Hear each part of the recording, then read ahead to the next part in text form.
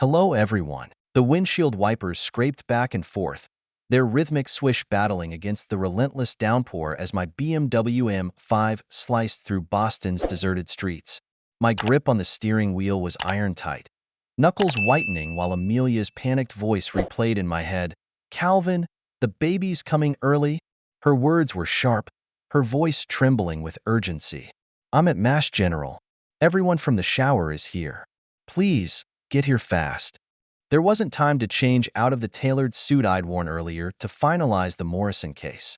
It was supposed to dominate my entire weekend, but when it wrapped ahead of schedule, I was left with a strange unease I couldn't shake. I pushed it aside, maneuvering past a sluggish cab as the dashboard clock blinked 3:17 a.m. After countless late nights dealing with hospital-related cases, I was no stranger to the graveyard shift. But as I rolled into the hospital's parking garage, the silence struck me as wrong. With Amelia's baby shower crowd supposedly gathered here, the place should have been buzzing with activity. Each echo of my leather soles on the concrete amplified the unease twisting in my stomach. 15 years in the courtroom had taught me to trust my instincts, and tonight they screamed like a fire alarm. The maternity ward's reception area was eerily quiet, except for a young nurse scrolling absent-mindedly on her phone at the front desk. Her name tag read Harper. She only glanced up as I approached. "I'm Calvin Young," I said, keeping my tone calm but firm. "My wife, Amelia." Her expression immediately shifted to recognition. "Oh, Mr. Young, you'll need to wait. Your brother's already with the mother and baby." I stopped mid-step, her words striking like a punch. "My brother?" I repeated, my voice sharper than I intended. "Dr. Young," she clarified, an apologetic smile tugging at her lips. "He's on call tonight. Quite a coincidence, don't you think?" Her words landed like a blow, and she must have noticed the tension in my stance. "I assumed you knew." It could only mean Henry, my younger brother. His rise through the surgical ranks at Mass General had been as relentless as my climb in the courtroom, but his success always carried an undercurrent of bitterness. Henry had a knack for seeing himself as second best, always chasing shadows. "What room?" I asked, the sharpness in my voice now as cold and commanding as when I silenced witnesses in court. "Sir, I'm not allowed to." I leaned closer, locking eyes with her. "Harper, I'm on the hospital's board. Tell me the room number. Now." Her throat bobbed, and after a hesitant pause, she gave in. 2147, she said, her voice barely above a whisper. "But they've asked not to be disturbed." I didn't wait. Years of navigating hospitals made the route familiar, and as I walked, instinctively, I turned my phone's recording app on. Documenting everything was second nature after years of exposing lies and corruption. When I reached the room, the door was slightly ajar, and Amelia's voice drifted out. "We'll tell him about his real father when he's older, maybe college," she said, her tone tired but disturbingly content. "Until then, we'll raise him on Calvin's dime. He makes partner next month, so the timing couldn't be better." I froze just outside the door, every muscle locking in place as a low chuckle answered her. "Henry, my nephew on paper, my son in truth. It's poetic justice, don't you think? Calvin's always had everything. Everything except the young eyes." "Look at him," Amelia murmured, and I could hear the smile in her voice. "Those stunning green eyes, just like yours." Her words carved through me like glass. The young eyes. That piercing emerald shade had passed over me entirely, showing up instead in Henry and our father. A family trait I could never pass down. "He's perfect," Henry said quietly, a strange warmth in his voice. "Worth every risk, every hidden moment. Remember the first night in my office? You brought dinner while I was finishing that emergency surgery." Amelia's laugh rang out, dripping with smugness and devoid of any remorse. Calvin was always so proud of his supportive wife. His pride blinded him, too busy basking in his own reflection to notice what was happening right under his nose. My fist tightened, but I kept my breathing steady. In my line of work, emotions were liabilities, useful only when turned into tools for leverage. "How long can you stay?" Amelia asked casually. "My shift ended about an hour ago," Henry replied, his arrogance practically oozing through the door. But as department head, I don't exactly punch a clock. No one questions me. Oh, and I already updated the birth certificate. All that's left is Calvin's signature. Amelia didn't hesitate. He'll sign it. He never looks at paperwork. Trust me to handle everything. Her laugh came again, and it churned my stomach like acid. The great Calvin Young, outplayed by his trophy wife and little brother. All those years, Henry muttered darkly, of him looking down on me, treating me like I was irrelevant. And now, my son will inherit his wealth. I'd heard enough. Without a sound, I stepped back into the hallway, my phone still quietly recording. My mind raced, cataloging every word they had said and strategizing my next move. A young resident crossed my path, throwing me a curious glance. Dr. Jones, I greeted smoothly, recognizing him as one of Henry's junior colleagues. Busy night? I asked, forcing a calm, casual tone. Not really, he replied, slowing his pace. Just one delivery tonight, room 2147. Kind of unusual, though. Dr. Young insisted on handling it himself, even though Dr. Lee was the assigned attending. Called it a VIP case. Jones shrugged, looking uninterested. Way above my pay grade, he added dismissively. I offered a tight, knowing smile. Quite so. The puzzle pieces were falling into place. The storm was brewing, and I would make sure to control its path. I turned back to Jones, my tone deliberate but unhurried. Tell me, Dr. Jones, how long have you been interested in transferring to Mass General's cardiac unit? His eyes widened, clearly caught off guard. Since I started my residency, he admitted. But the waiting list. Send me your CV tomorrow, I interrupted, my voice cool but firm. The board takes a special interest in promising young doctors who know the value of proper documentation. Comprehension dawned in his expression, and he nodded slowly. I keep meticulous records, Mr. Young. Any deviations from standard protocols or attending schedules are noted. Good, I said, a faint, calculating smile tugging at my lips. Have those records prepared. And one more thing, I added, slipping a business card from my pocket and holding it out. This conversation never happened. The drive home was a blur of rain-slick streets and cold, deliberate thought. My mind churned through strategies, options unfolding like chess moves in a high-stakes game. The recording in my pocket felt like a weapon, loaded, powerful, and ready if needed, though far from my only tool. Once home, I headed straight to my office. The dim light of my monitor flickered to life as I accessed my private server. Years of high-stakes cases had taught me the importance of airtight documentation. Every email, every text, every trace of Amelia's correspondence, especially those sent through accounts I paid for, was archived here. What had once been a precaution against corporate sabotage was now a lifeline for unraveling this betrayal. By the time the first light of dawn stretched across the city, I allowed myself a moment to absorb the weight of the night's revelations. But grief and anger had no room to take hold. Instead, an icy resolve crystallized within me. Amelia and Henry had schemed to make me their fool. They would soon learn why Boston's most cunning adversaries feared the name Calvin Young. My phone vibrated on the desk, Amelia's name glowing on the screen. I answered, keeping my tone steady and composed. "Where are you?" she asked, her voice dripping with concern. "We've all been so worried. The baby came so fast." "Traffic," I replied smoothly, the lie effortless. "There's a bad accident on the expressway, but I'm on my way now, darling." I let a faint edge creep into my words as I added, "I wouldn't miss this for the world." As soon as the call ended, I turned back to my computer, the glowing screen illuminating years of treachery. Hundreds of messages between Amelia and Henry filled the archive, each line cutting deeper, but also arming me with undeniable proof. With every exchange I read, I cataloged the betrayal, turning their words into my ammunition. They believed they'd pulled off the perfect deception. They learned soon enough just how mistaken they were. The sunrise bled through the blinds, painting my office walls in streaks of crimson as I began assembling my counterstrike. Across town, Amelia and Henry were no doubt reveling in their imagined victory, basking in the glow of their newborn son. Let them enjoy their delusion a little longer. Soon, the reality of their betrayal would crash down like a gavel. This wasn't the conclusion. It was the opening act. The game had just begun, and as far as I was concerned, mercy wasn't something I extended to traitors.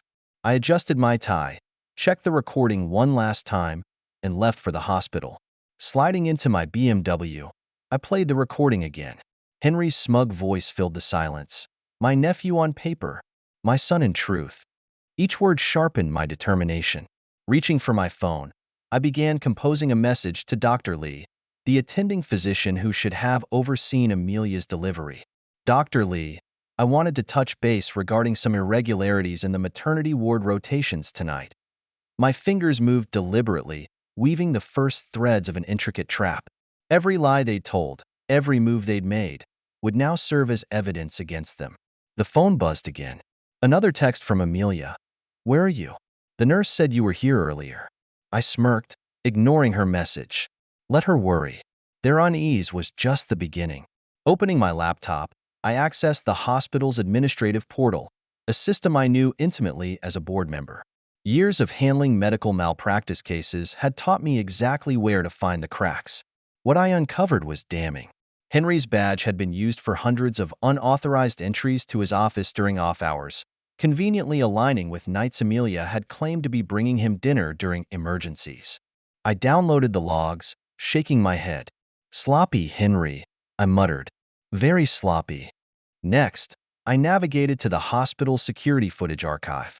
A quick call to the head of security, under the pretense of addressing liability concerns, granted me full access.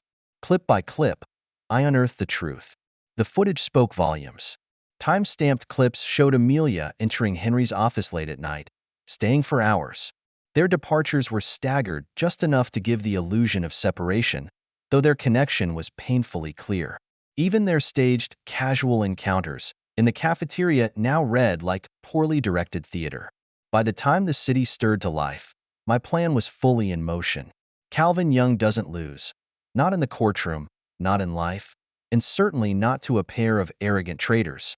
It's unusual to request access this early, the head of security commented, his voice tinged with curiosity and mild suspicion. Just tying up loose ends, Mark, I said smoothly, my tone a mix of authority and nonchalance. You know how relentless insurance companies can be, especially with high-risk deliveries. They want airtight documentation. The evidence I uncovered was far more damning than I had anticipated. Amelia slipping into Henry's office, their clandestine meetings stretching into the night, their exits calculated and staggered, as though that could hide the betrayal. Piece by piece, the framework of their deceit came together. Soon, they would realize the stage they thought they'd controlled had been turned into their reckoning. What truly set my anger ablaze was the footage from the baby shower. Every carefully crafted detail of their deception was laid bare. Amelia and Henry had orchestrated a fabricated emergency, timed with surgical precision to disrupt the event and coincide with the unexpected conclusion of my case. Code blue in maternity, Henry's voice rang out on the recording, sending the guests into a frantic uproar. But hours of footage revealed the truth. There had been no real emergency. It was all a smoke and mirrors act. As I reviewed the damning clips, my phone buzzed again. Another message from Amelia. Honey, please come meet your son. He has the most beautiful green eyes. The mention of those eyes froze me in place. It triggered a memory, and I quickly accessed Amelia's prenatal records through the hospital system. There it was, her signature on insurance documents listing me as the father. The date? Long after she would have known the truth. It wasn't just betrayal, it was outright fraud. Amateur work, Amelia, I muttered, forwarding the evidence to my secure server. I didn't waste a second before making my next call. This is Calvin Young, I said, my voice sharp and unyielding, as I reached the hospital's compliance office. I need a complete log of visitor records and after-hours access to Dr. Henry Young's office for the last 18 months. Consider this a board-level priority. The compliance officer hesitated briefly before responding.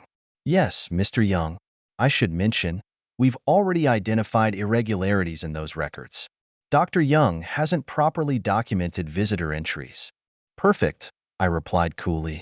Log every infraction every unauthorized entry. I expect a comprehensive report on my desk by noon. I then turn my focus to finances. Pulling up our joint accounts, a structure I'd meticulously set up, I sifted through Amelia's spending patterns. The evidence was glaring. Extravagant dinners at upscale restaurants near the hospital, conveniently on nights she claimed to be bringing Henry dinner. Hotel reservations disguised as medical conferences. Each expense was another nail in the coffin of her lies. The final blow came from our cloud storage. The backup system I had implemented under the guise of family security had captured everything: texts, emails, and photos, all meticulously archived. Messages between Amelia and Henry spanned years. He has no idea. Amelia had written 6 months earlier. Too busy chasing partner to notice. Once he makes partner, it's all ours, Henry had replied. His money, his reputation, and our son. The green eyes are a dead giveaway. Another message read. He'll never be able to explain them. I downloaded every damning piece of correspondence and began organizing it with clinical precision. Each category: professional misconduct, insurance fraud, misuse of hospital resources, became another weapon in my growing arsenal. A notification popped up. It was the preliminary compliance report.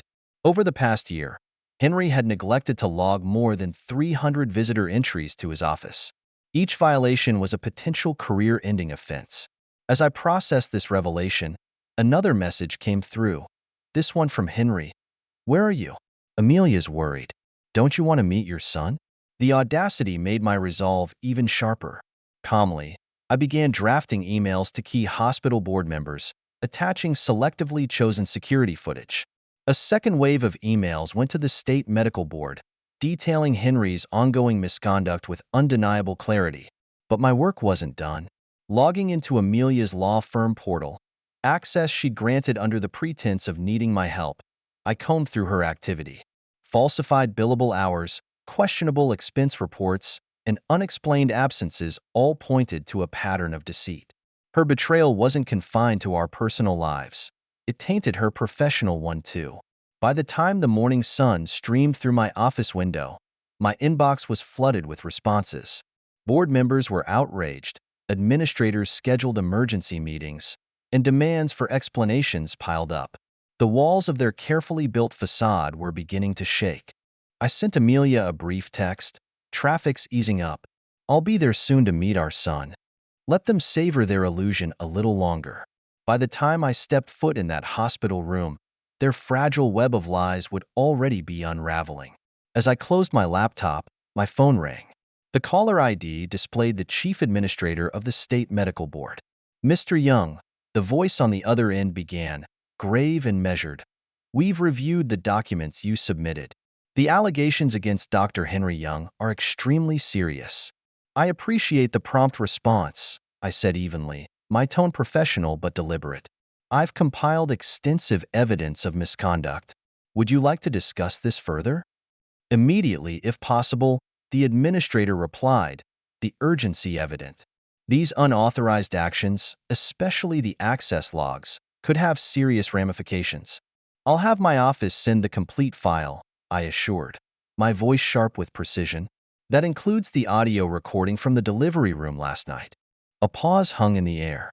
Recording? Yes, I confirmed, my tone hardening. Dr. Young and his patient were remarkably forthcoming about their relationship and their plans. The call ended with assurances of emergency board meetings and swift action. I had planted the first seeds, and they were already taking root. Before heading to the hospital, I made a crucial stop at my bank. I need to freeze all joint accounts immediately, I instructed the manager, my tone leaving no room for negotiation. Additionally, I'll be invoking power of attorney over my wife's separate accounts. There's suspected fraud involved. The bank manager, familiar with my reputation and financial dealings, nodded without hesitation. Of course, Mr. Young. Should I prepare documentation for potential legal action? Every piece of it, I said curtly. And notify the insurance company. They'll want to know about the fraudulent claims filed under her name. As I walked back to my car, I reflected on the morning's progress. The hospital board was in disarray. The medical board had opened a formal investigation into Henry's actions, and my brother's career was dangling by a thread. Meanwhile, Amelia's financial safety net was quietly disintegrating beneath her. A notification buzzed on my phone, a hospital-wide announcement confirming the investigation into Henry had begun. Right on schedule. Another text from Amelia followed. Calvin, please hurry. Henry had to leave for surgery. I don't want to be alone. A thin, cold smile played on my lips. Alone? She hadn't begun to grasp the depth of isolation she was about to face. The hospital loomed ahead as I drove, my expression calm and composed. Behind me, the chaos I had set in motion rippled through Boston's medical community. Emails, logs, and damning evidence of misconduct were spreading like wildfire, triggering alarms across the city. By the time I walked into the delivery room, Henry would be suspended, Amelia's law firm would be scrutinizing her every action, and their so-called perfect plan would be collapsing into dust. They believed they devised the ultimate betrayal. Instead, they'd handed me every tool I needed to dismantle their scheme. This wasn't the outcome they'd imagined. Not even close. I parked the car and adjusted my tie, feeling nothing but resolve. I wasn't walking into that hospital as a wounded husband. I was stepping in as the executioner of their calculated treachery. They had sought to steal my name, my fortune, and my legacy. Now, they would learn the cost of such ambition. The maternity ward buzzed with early morning energy. Nurses and doctors moved briskly, stealing glances my way from the corners of their eyes. News traveled fast in hospitals, especially when the messaging systems were already abuzz with the unraveling of Henry's career. Through the narrow window of room 2147, I caught sight of Henry. He was slouched in a chair, his face pale, eyes glued to his phone. His hands trembled as he scrolled through emails, panic radiating from every movement. "This can't be happening," he murmured, his voice quaking. "Who could have?" The door swung open, and Calvin stepped inside with a deliberate calm. "Congratulations," he said, his voice as sharp and measured as a finely honed blade. "The video of your confession has been quite the hit. The hospital board is especially interested in those late-night office visits you conveniently forgot to log." Amelia, sitting upright in her hospital bed, snatched her phone with trembling hands. As her notifications lit up the screen, her face contorted with horror. "What have you done?" she demanded. "Me?" Calvin's smile was glacial. "I simply shared some illuminating security footage. Your law firm seems particularly engaged. They've been tagged in several posts." Henry shot to his feet, trying to muster the arrogance that once came so easily. "You're bluffing," he said, though his voice faltered. "There's no proof." Calvin's expression remained unchanged. He raised his phone, the damning evidence glowing on the screen. 37 unauthorized entries into your office this past year," he said coolly, conveniently timed with Amelia's supposed emergency dinners.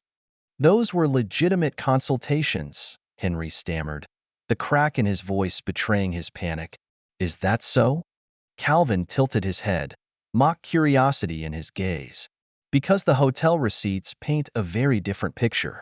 Not to mention your text messages, the ones where you meticulously planned the baby's delivery to align with my partnership announcement." Amelia's phone began to ring, her law firm's managing partner flashing on the screen. Her hands trembled as she declined the call. "Calvin, wait. We can explain." "Explain the insurance fraud?" Calvin interrupted, holding up another piece of evidence on his phone. "The signed prenatal forms listing me as the father? Those will certainly interest the investigators, especially considering the evidence of your knowledge regarding the actual paternity." The baby stirred in his bassinet, drawing Henry's attention. Calvin didn't miss the way his brother instinctively moved toward the child. Another silent confirmation to add to the growing pile of evidence already in the hands of the medical board. "This isn't about pride," Calvin continued, his voice cold and unyielding. "You schemed to steal my name, my fortune, and my reputation. But instead, you'll lose everything you tried to take from me." Amelia's phone buzzed again, another incoming call from her law firm. Her composure finally cracked, and tears welled in her eyes as she ignored it. "Calvin, please," she pleaded. "Think about the baby. He's your son." Calvin's voice hardened, his tone slicing through her plea like a blade. My son? Don't worry. The paternity test I demanded will ensure he carries the right name. Although, with Henry's career in shambles, child support might be complicated. Henry lunged forward, his face twisted with fury. Calvin didn't so much as blink. Go ahead, he said evenly, his tone like tempered steel. One shove and assault charges will be just the beginning of your problems. A nurse appeared in the doorway, her gaze darting nervously between the two men. Dr. Young, the chief of surgery needs to see you immediately, she said. Henry's shoulders sagged as the weight of his impending downfall crushed him. This will destroy me, he whispered, his voice barely audible. My practice, my reputation, everything. You should have thought about that, Calvin replied icily, before you used hospital resources to conduct your affair.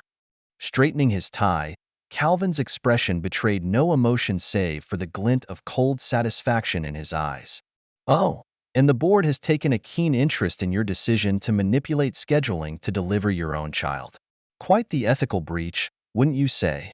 Amelia's phone buzzed again, this time with a text from her firm. Emergency meeting at 9 a.m. Attendance mandatory. Her gaze snapped to Calvin, venom in her voice. You'll never work in Boston again, she hissed, her mask of control shattered. Calvin's smile was razor-sharp. Actually, I made partner this morning. The firm was very impressed with my handling of this situation. They've added medical malpractice to my portfolio. In the weeks that followed, everything unraveled exactly as Calvin had anticipated. Henry's surgical privileges were suspended while the investigation loomed over his career like a guillotine. His once loyal private practice clients, wary of scandal, abandoned him almost immediately. The hospital board hearing was the final stroke of satisfaction. Calvin sat silently at the back of the room, watching as Henry squirmed under the weight of years of ethical violations laid bare for all to see. Love justified the risks, Henry argued, his usual bravado now replaced by a trembling desperation. His voice wavered, exposing the fear beneath his words. The board chairman's response was icy and unyielding. Does love justify violating patient care protocols? Falsifying medical records? Diverting hospital resources for personal use? No, Dr. Young, it does not. Amelia's professional downfall was just as swift and merciless. Updates trickled in from her former colleagues, each one painting a grimmer picture. She's been terminated, Matthew, a longtime friend and fellow attorney, informed Calvin during lunch. The insurance fraud was enough to bury her, but she also torpedoed her billable targets covering for all those hospital visits. How unfortunate, Calvin replied, his tone devoid of sympathy as he sliced into his steak with the precision of a surgeon. The divorce proceedings became a showcase of legal mastery. Calvin's meticulous records left Amelia with no room to manipulate the narrative. The paternity test conclusively proves the child is not yours, his attorney declared during the hearing. Combined with the documented fraud and misrepresentation, she is entitled to nothing. Calvin nodded as he signed the final paperwork, his expression unreadable. And Henry, he asked. His medical license hearing is next week, the attorney replied. With the evidence presented, a suspension is almost guaranteed. 1 year later, Calvin stood in his corner office, gazing out at the Boston skyline. The city stretched out before him, a sprawling testament to his dominance. A notification buzzed on his phone, prompting a rare smile. The headline read, Former Mass General Surgeon takes position at Rural Maine Clinic. The article detailed Henry's humiliating fall from grace. His once prestigious career had been reduced to a modest role at a small-town clinic. Efforts to retain clients in Boston had failed spectacularly, and the lingering scandal ensured he would never reclaim his former status. Another alert followed, a quarterly email from Calvin's private investigator. Subject, Amelia and Henry Young. Henry Young, employed at Pine Valley Medical Clinic, Maine. Annual salary, $85,000, down from $875,000 at Mass General. Application to Portland General Hospital recently rejected due to ongoing medical board restrictions. Amelia Davis, formerly Young working as a paralegal at Thompson & Associates, New Hampshire. Annual salary, $42,000. Failed paralegal certification exam 3 times. Petition for increased child support denied due to Henry Young's limited income. Child, age 5, attending local public school. Distinctive green eyes noted. No contact with maternal or paternal extended family. Calvin archived the email, a satisfied smile curving his lips. These updates weren't driven by sentimentality, they were purely pragmatic. Betrayal demanded vigilance, and Calvin always ensured his investments, even the human ones, remained accounted for. Mr. Young? His assistant Evelyn's voice came through the intercom. Dr. Lee is here to discuss the Morrison case. Send her in, Calvin replied, shifting his focus back to the present. Dr. Harper Lee, now chief of obstetrics at Mass General, entered with a confident stride. Her career had flourished since the scandal, bolstered by her pivotal role in exposing Henry's misconduct. The board received another appeal from your brother, she said, her tone professional but firm. Calvin allowed himself a brief smirk. Let me guess, he said dryly. Another plea for leniency? Harper nodded. Denied again. His license suspension remains in effect. Good, Calvin said, his voice calm and resolute. Justice was served, and it should stay that way. As Harper presented updates on the Morrison case, Calvin's thoughts momentarily drifted to the past. A framed family photo had once occupied his desk, Henry and Amelia grinning beside him, their secrets still buried, their futures seemingly bright. That future now lay in ruins, destroyed by their own hubris. Calvin adjusted his tie and dismissed the fleeting memory. The game had concluded long ago, and victory was his. Somewhere in rural Maine, a child with piercing green eyes would grow up as a testament to the cost of betrayal. Justice, no matter how cold, was still justice. Harper settled into the chair across from him, her demeanor calm but with an undercurrent of satisfaction. Same argument as always, she began, tapping her tablet. Henry's appealing to have his suspension lifted, claiming he served his time. Calvin arched an eyebrow, his expression unreadable. And the board? Rejected, as expected, Harper replied, a faint smile tugging at her lips. They haven't forgotten or forgiven. His ethical violations were egregious. Using hospital resources for an affair, delivering his own child, falsifying records. They've decided he's a liability they can't afford to trust again. Frankly, he's lucky they didn't revoke his license outright. Calvin nodded, a subtle gesture of approval. As they should. Harper swiped to the next item on her tablet. Oh, and here's something I think you'll appreciate. Remember that nurse who tried to stonewall you the night of the delivery? She's been promoted to head of maternal care protocols.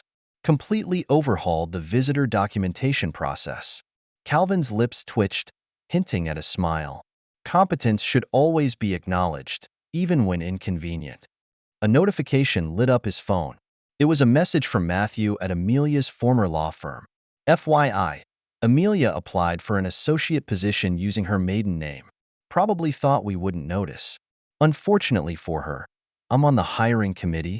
Calvin's reply was brief and pointed. Standards matter. A knock at the door broke his thoughts. Evelyn stepped inside, clipboard in hand. Sorry to interrupt, Mr. Young, but you have the charity board meeting at 11. It's the dedication for the children's wing. Calvin nodded once. The Young Family Pediatric Care Center, he said, his tone measured and deliberate. It was more than a philanthropic gesture. It was a calculated reclamation of the family's tarnished reputation, a reputation Henry had nearly destroyed. After Harper left, Calvin leaned back in his chair, indulging in a rare moment of reflection. The Young name, once tied to scandal through Henry's disgrace, had been salvaged and repurposed. Now it stood for integrity and resilience, thanks to Calvin's calculated efforts. A chime from his laptop pulled him back to reality. It was an update from his realtor. Property update. Henry Young's residence in Maine. Current market value. Underwater. Third refinancing attempt. Denied. Property taxes. 3 months overdue. Calvin smirked, satisfaction flickering across his face. Henry, who had once mocked Calvin's meticulous financial planning, had lived recklessly, relying on credit and reputation. Now both were gone, leaving him to confront the inevitable fallout. Another notification appeared on his screen. A news alert. Pine Valley Clinic faces budget cuts amid rural healthcare crisis. The accompanying photo showed Henry in worn scrubs, his face gaunt and exhausted as he administered care for minor ailments. The once celebrated surgeon, who had thrived on prestige, was now relegated to the monotonous grind of rural medicine. The irony wasn't lost on Calvin. The brother who had once belittled him as a mere lawyer was now a shadow of his former self, brought down by his own hubris. Another email landed in his inbox, this one from his contact at the New Hampshire Bar Association. Subject: S. Davis. Fourth attempt at paralegal certification, scheduled for next month. Previous failures, documented. Supervisor feedback: persistent issues with attention to detail and proper documentation. Calvin's lips curved into a thin, amused smile. Amelia, who had once ridiculed his obsession with precision and order, now struggled to pass the simplest professional tests. Recent photos from his investigator painted a bleak picture. Amelia living in a cramped apartment above a diner, driving an old Honda, shopping at discount stores. The designer clothes, the lavish lifestyle she'd once envisioned sustaining with Calvin's wealth, they were all distant memories. Mr. Young? Evelyn's voice crackled through the intercom again. Your ex-sister-in-law is on the line. She says it's about the family trust. Calvin exhaled slowly. 2 years ago, his mother had formally removed Henry and his son from the Young family trust. Amelia's sporadic attempts to contest the decision had become almost laughable, faint echoes of desperation. Take a message, Calvin instructed, turning back to the view from his window, the city stretching out beneath him. A detail from his investigator's most recent report surfaced in his thoughts. Henry's son, now in kindergarten, was already struggling with questions about his family. Henry's monthly visits were brief and awkward, his diminished reputation casting a long shadow over their interactions. In their small town, everyone knew the story. The boy's vibrant green eyes, once flaunted as proof of Amelia's scheme, had become an undeniable reminder of the betrayal that had destroyed them. The phone on Calvin's desk lit up with an incoming call. He answered, recognizing his father's voice immediately. The hospital board meeting went as expected, the elder Young began. They've officially renamed the surgical wing. Your brother's name has been removed from all historical records. Leaning back in his chair, Calvin allowed himself a quiet moment of satisfaction. Good, he said, his tone as sharp as ever. Justice, exacted thoroughly and methodically, left no room for compromise. He made his choice, Calvin continued, his voice heavy with finality. Yes, his father agreed after a pause. Your mother saw him at the grocery store during her trip to Maine. She said he looked diminished. Choices have consequences, Calvin replied evenly, his words a simple statement of fact. There was another pause before his father spoke again. The boy, he said quietly. Your mother worries. She thinks the trust should cover his education. Calvin exhaled again, his voice measured and deliberate. It will, he said, anonymously, through the family foundation. But he will never carry the Young name. His father's approval was clear in his tone. Good. The legacy must remain intact. A calendar alert flashed on Calvin's screen, reminding him of a lunch meeting to discuss another high-profile merger with a prominent medical malpractice firm. In the years since his divorce, Calvin's reputation had only grown. The precision with which he had dismantled his personal scandal had become a hallmark of his legal prowess. Evelyn appeared at his office door, hesitating briefly. Your brother left a voicemail, she said. It's about your mother's birthday next month. Delete it, Calvin said curtly, his gaze returning to the city skyline. The towers of Mass General stood prominently in the distance, a testament to Boston's medical elite. And send in the merger paperwork. 5 years had reshaped everyone involved in ways none of them could have foreseen. Calvin's deliberate actions had not only elevated his professional standing, but ensured that those who had betrayed him faced the unrelenting weight of their choices. Henry, once the golden boy of Boston's medical community, now treated minor ailments and injuries in a struggling rural clinic in Maine. His grand ambitions of inheriting the Young legacy lay in ruins, as hollow as his bank accounts. Amelia, who had dreamed of a life of luxury financed by Calvin's wealth, now lived modestly. Her repeated failures to pass paralegal certification exams were matched only by the grim reality of her diminished circumstances. Her social media, once filled with glamorous photos of galas and luxury vacations, now showcased secondhand furniture and discount grocery hauls. Their son, meant to symbolize their triumph, had instead become a constant reminder of their fall. His striking green eyes, intended as a trophy, now served as a visible mark of disgrace. The boy would grow up in the shadow of his parents' betrayal, shaped not by pride but by its repercussions. Calvin's phone buzzed with a new update from his investigator in Maine. Subject: S. Young. Details: observed leaving hospital after shift. Overheard telling a colleague, "I had it all." The young name. The perfect career. The perfect life. One mistake. Calvin leaned back in his chair, the faintest trace of a smile playing at the corners of his lips. One mistake? He thought. No, it hadn't been one mistake. It had been years of deceit, arrogance, and the fatal miscalculation of underestimating him. They had thought him a fool, easy prey for their schemes. Instead, he had become the architect of their downfall. The morning sunlight reflected off the glass of Calvin's office window, casting his image back at him. A man unbroken, respected, and successful. Below, Boston's medical district buzzed with life, its key players all too aware of his influence. The young name, once nearly tarnished, now carried a weight of power and precision, a legacy rebuilt through Calvin's determination. Evidence never lied, but people often did, and some lies carried consequences that rippled for a lifetime. Turning back to his desk, Calvin filed away the past like one of his quarterly reports, a documented victory. He had new cases to win, greater empires to build, and a name to preserve. Justice, no matter how cold, had been served, and the young name would endure, for the man who had ensured it. Subscribe so you don't miss new stories on the channel. Bye.